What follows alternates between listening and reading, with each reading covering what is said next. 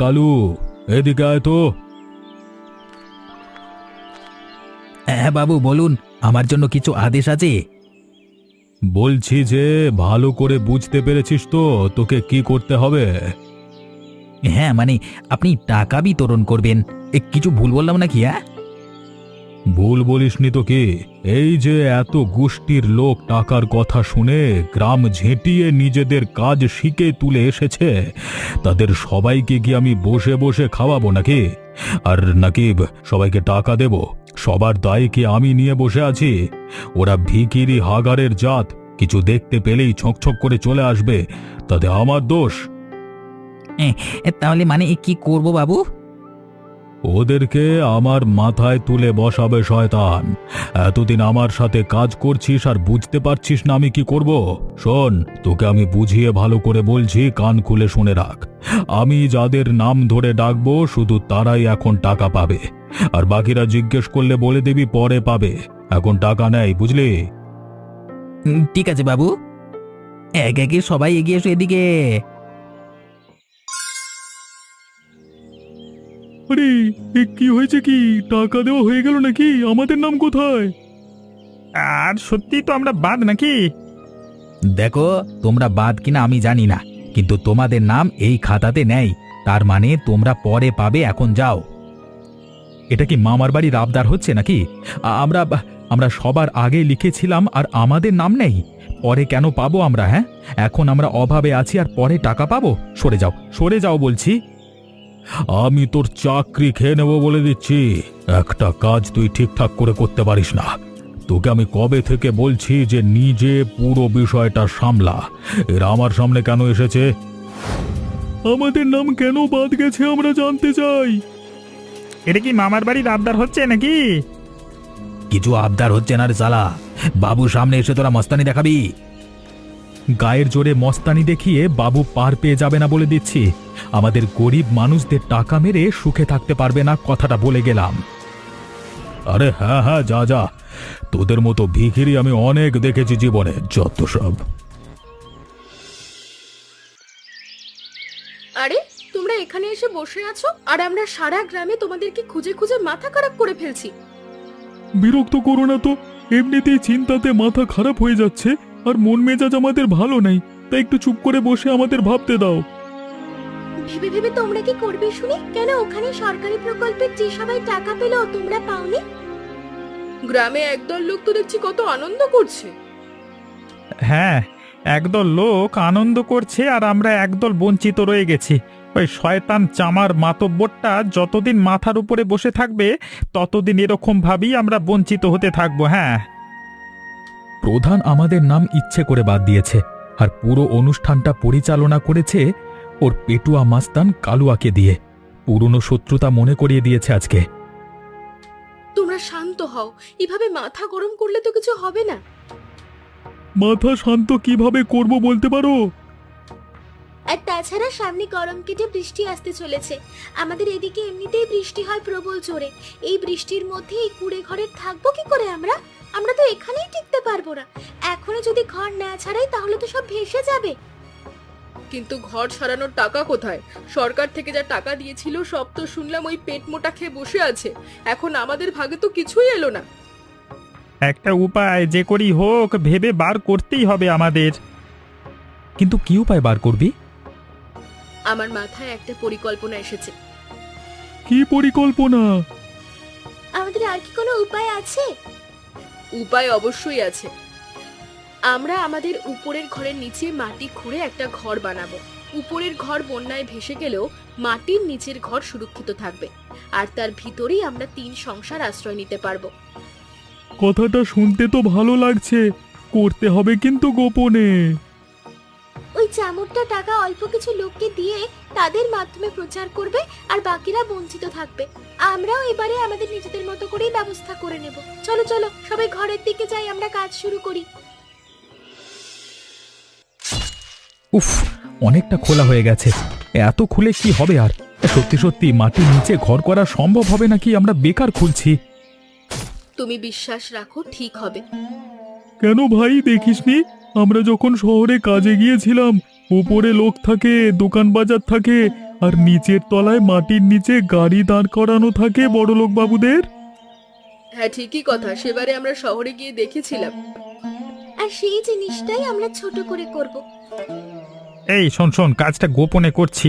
আমরা 3 পুরুষজন মিলে মাটি খুলছি, যতটা বেশি করে পারা সম্ভব। আর তোমরা তাড়াতাড়ি মাটিগুলো সরিয়ে ফেলো, যত কম লোক জানবে ততই ভালো। হ্যাঁ, না হলে ওই কুত্তাটা পেছনে লোক লাগিয়ে দেবে আমাদের। তবে দেখো, আমরা যদি এটা সফলভাবে করতে পারি, বিপদের মধ্যে এটা কিন্তু একটা দৃষ্টান্ত হয়ে রয়ে যাবে আমাদের। ঠিক আছে, চলো। ওই দেখো দূরে মেঘ করে আসছে, আর আমাদের বেশিক্ষণ সময় নষ্ট করা ঠিক হবে না।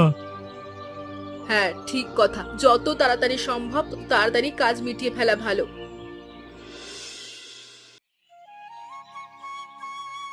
কি রে মহেশ, কোদাল দিয়ে মাটি খোলবার সময় তো আমাদের সবার কষ্ট হচ্ছিল, আর তুই তো বিশ্বাস করতে চাইছিলিস না। এখন কেমন মজা?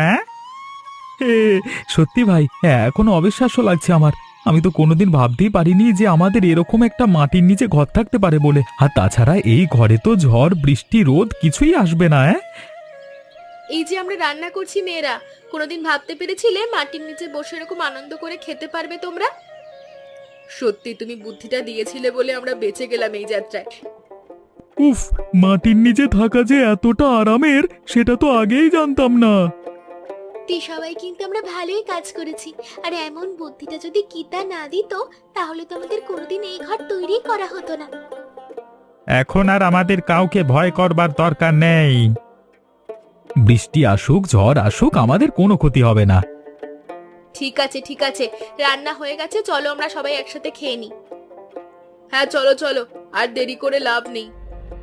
বেটারা এত বড় একটা কাজ করে ফেলেছে সবার চোখের আড়ালে। এই মাটির নিচে ঘর বানিয়েছে, এত বড় সাহস। বাবুর কাছে সেদিন 3 জনে মিলে এরাই ঝামেলা করতে এসেছিল। যাই, আমি এক্ষুনি গিয়ে বাবুকে বলবো। তারপর যদি কালকে সকালে এদের পেছনে লাথি মেরে বাবু তাড়া না করতে পেরেছে, তবে আমার নামও কালুয়া না। বেরিয়ায় বলছে শেয়ালের জাত সব। মানুষ হয়ে শেয়ালের মতো গর্তে গিয়ে বাসা বেঁধেছিস আমার চোখের আড়ালে। কি ভেবেছিস আমি কিছু দেখতে পাবো না? আমার চোখ সব জায়গায় আছে।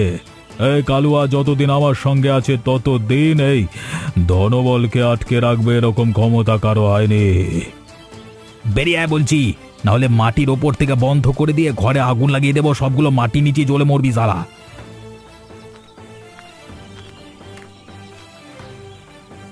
কি হয়েছে? আবার তোমরা বিরক্ত করতে এসছো কেন আমাদের?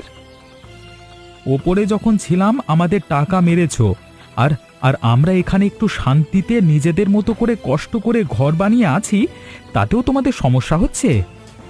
কষ্ট কি রে? এই জমি কি তোর বাবার নাকি?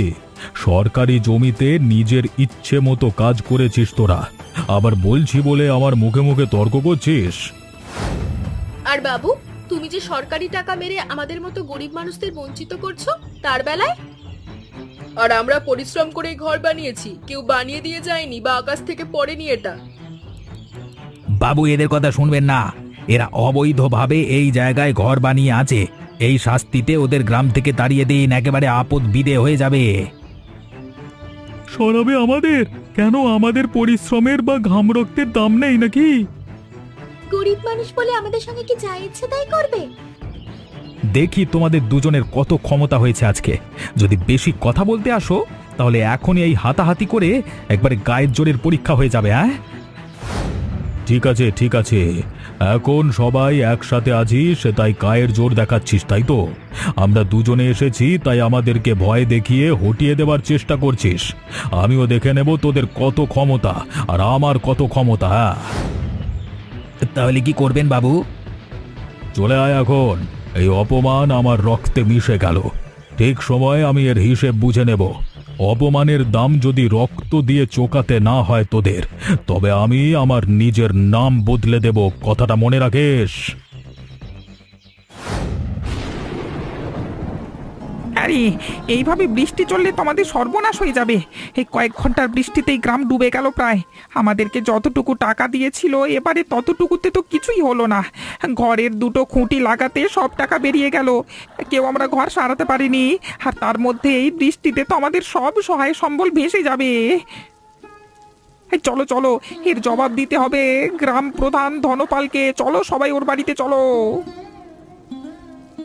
কোথায় আপনারা? এদিকে সারা গ্রাম ডুবে গেছে, মানুষজন মরে যাচ্ছে, আর আপনার হুঁশ নেই। কি হয়েছে কি? বন্যা হয়েছে সেটা আমি দেখতে পাচ্ছি, কিন্তু আমার নিজের বাড়ির ভেতরও জল ঢুকে গেছে সেটা তোমরা দেখতে পাচ্ছ না?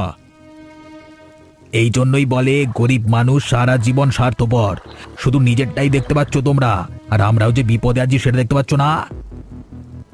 তোমরা বিপদে আছো বড় বাড়িতে বসে, আর আমরা আছি গরিব ভাঙা বাড়িতে। তোমাদের এই বাড়ি চলে গেলেও যা জমানো টাকা আছে তাদের কোনো সমস্যা হবে না, কিন্তু আমাদের যদি এই ছোট্ট সম্বলটুকু চলে যায় তাহলে আমরা কোথায় গিয়ে দাঁড়াবো? আমাদেরকে একটু সাহায্য করো, তোমরা বাঁচাও আমাদের এই বিপদে।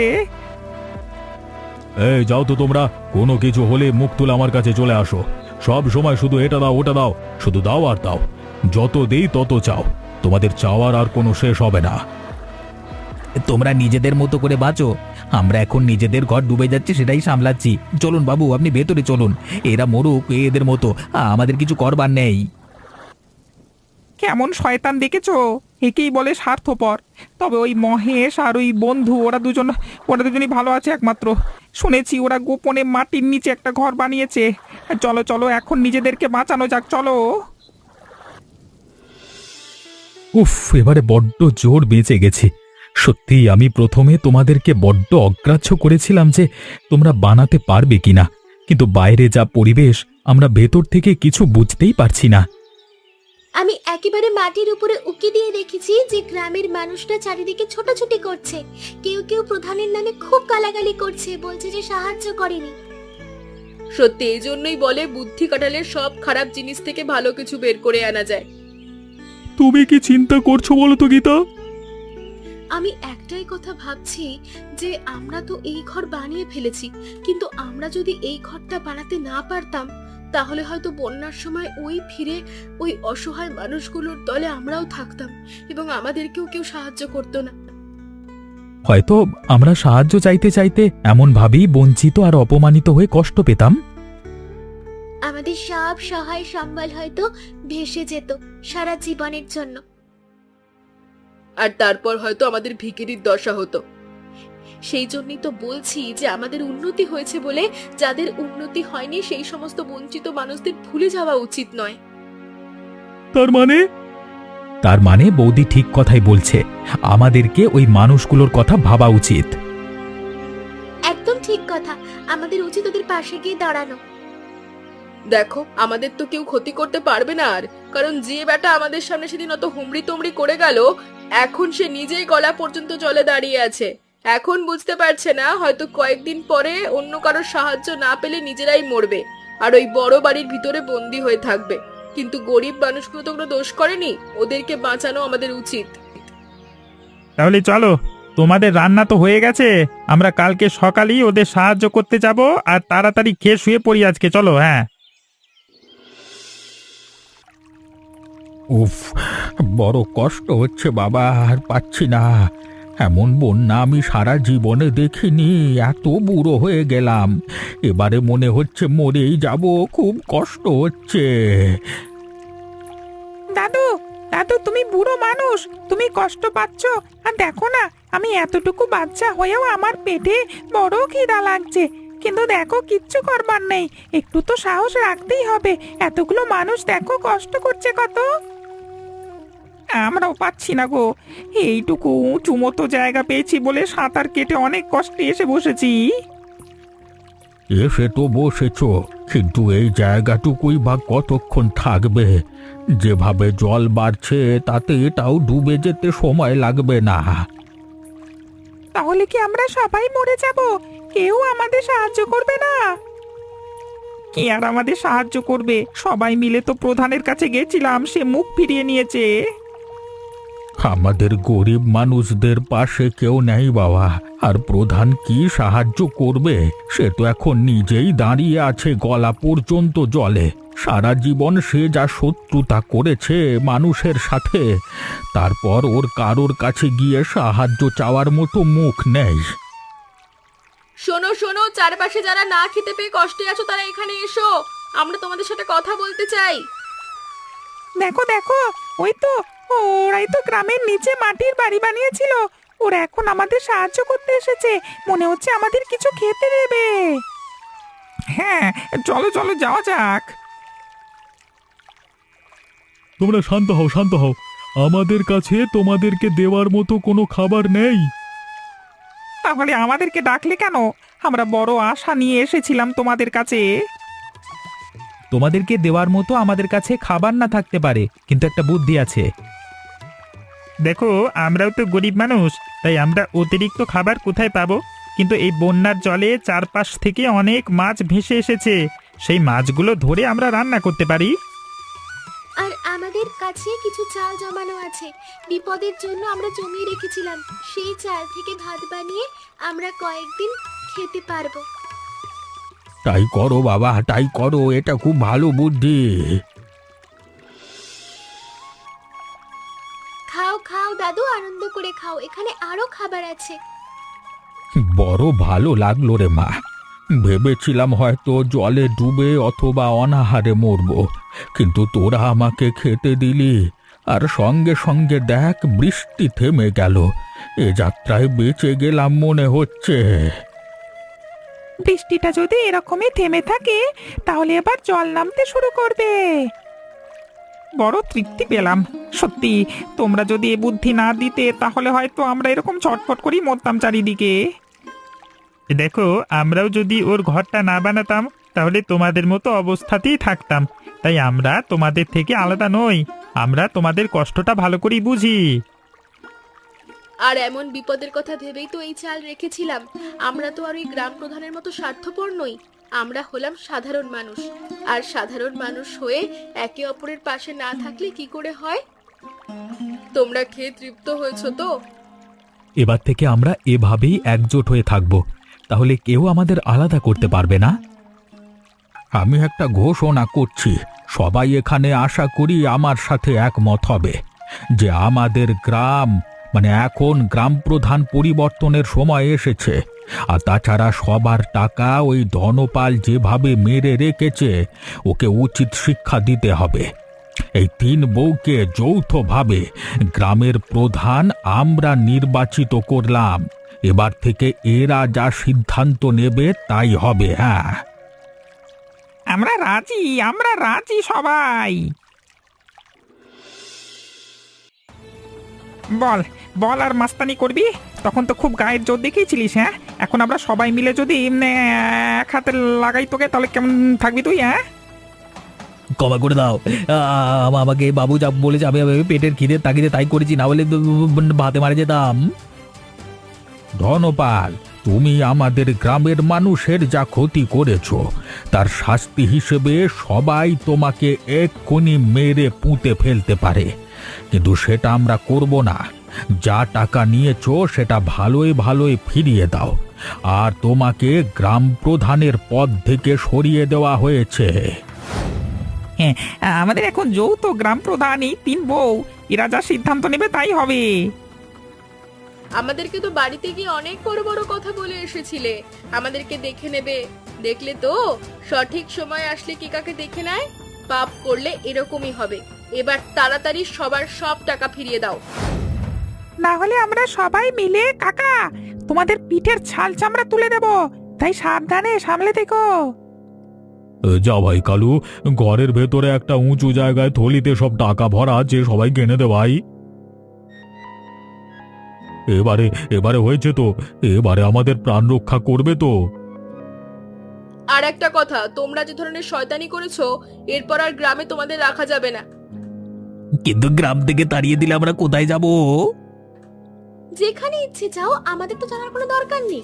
তোমরা যেভাবে মানুষের ক্ষতি করেছো, তারপর আর এখানে সবার মাঝে থাকার কোনো অধিকার নেই তোমাদের। তোমাদের প্রাণ বাঁচিয়ে যে আমরা তোমাদের ছেড়ে দিচ্ছি, এটাই অনেক। চলে যাও বলছি, এক্ষুনি চলে যাও, না হলে আমরা মারতে মারতে তাড়িয়ে দেব তোমাদের। যাচ্ছি গো যাচ্ছি, আর কোনোদিন ফিরে আসবো না। আমরা এবারে ভালো হয়ে যাব। এখন থেকে এই সব সম্পত্তি তোমরা নিতে পারো। বাকি জীবনটা কোথাও ভিক্ষে করে কাটিয়ে দিতে হবে বোধহয় আমাদের। চল ভাই কালু, চল। এই টাকা দিয়ে কি হবে? এই শয়তানের সম্পত্তি যদি গ্রামের মানুষদের মধ্যে ভাগ হয়ে যায় তাহলে তো সবাই বড়লোক হয়ে যাবে। কিন্তু সব সম্পত্তি ভাগ হয়ে গেলে গ্রামের লোক এত টাকা কোনো দিন একসাথে দেখেনি। তারা টাকা পয়সার মর্যাদা বুঝবে না, নষ্ট করে ফেলবে। তাই আগে গ্রামের উন্নতি হবে, তারপর বেঁচে থাকা টাকা সবার মধ্যে ভাগ হবে। আপনি যখন বলেছেন তাই হবে, চলুন ফিরে যাওয়া যাক।